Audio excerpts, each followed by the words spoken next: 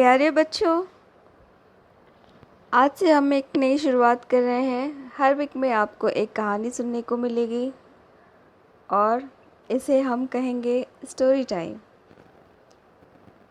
आज का story time, इसमें हमने तेनालीराम,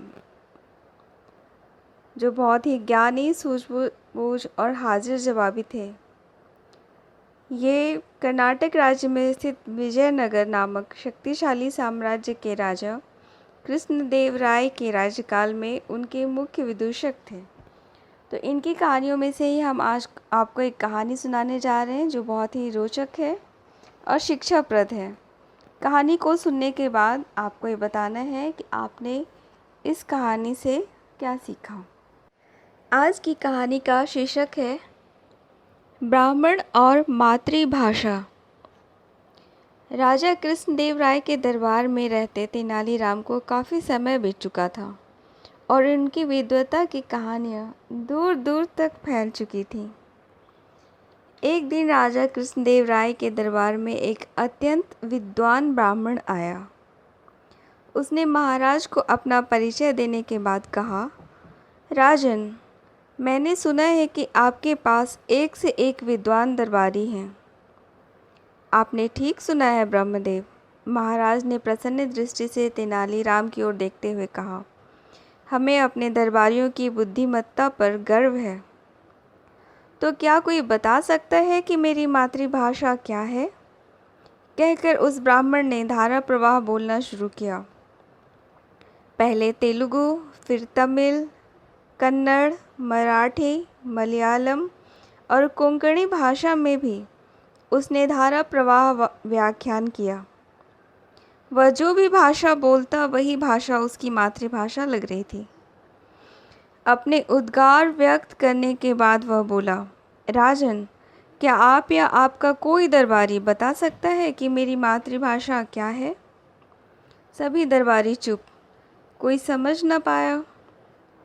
महाराजा ने तेनालीराम की ओर देखा, तब वे अपने स्थान से उठकर बोले, महाराज, मेरी विनती है कि इस विद्वान अतिथि को कुछ दिन अतिथि गृह में ठहराएं तथा मुझे उनकी सेवा का अवसर प्रदान करें। ऐसा ही किया गया। तेनालीराम उसी दिन से उनकी सेवा में लग गए। एक दिन जब अतिथि एक पेड़ के नीचे आसन पर बैठे थे कि पाँव छूने के बहाने तेनालीराम ने कांटा चुभा दिया। पंडित जी दर्द से छटपटाए और तमिल भाषा में अम्मा अम्मा करने लगे। तेनालीराम ने वैद्य को बुलाकर तत्काल उनका उपचार कराया। दूसरे दिन विद्वान सभा में आए और बोले, महाराज, आज चौथा दिन है, क्या मेरे प्रश्न का उत्तर मिलेगा? महाराज कृष्णदेव राय ने तेनालीराम की ओर देखा तो वे उठकर बोले, महाराज, इनकी मातृभाषा तमिल है। वाह वाह तेनालीराम, महाराज के कुछ कहने से पहले ही अतिथि बोल पड़े, आपने बिल्कुल सही बताया, किंतु आपको ये कैसे पता चला? हे सम्मानित अतिथि, आपके पाँव में जब मैंने कल कांटा चुभाया था तब आप तमिल भाषा में अम्मा अम्मा पुकार रहे थे। इसी से मैंने अनुमान लगाया कि आपकी मातृभाषा तमिल है, क्योंकि जब व्यक्ति संकट में होता है तब अपने वास्तविक रूप में आ जाता है। मैंने जानबूझकर आपके पाँव में कांटा चुभाया था, इसके लिए मैं क्षमा प्रार्थी हूँ। आप धन्य हैं तेनालीराम, आप वास्तव में विद्वान हैं। महाराज, मैं तेनालीराम के उत्तर से संतुष्ट हूँ। अतिथि से यह सुनते ही महाराज कृष्णदेव राय ने तेनालीराम को अपने गले का कीमती हार उतारकर भेंट स्वरूप दिया। दरबारियों ने भी उनकी बुद्धि की प्रशंसा की। इस प्रकार तेनालीराम ने सभी दरबारियों की लाज रख ली। ये थी आज की कहानी। बच्चों, आप बताएं कि आपने इस कहानी से क्या सीखा।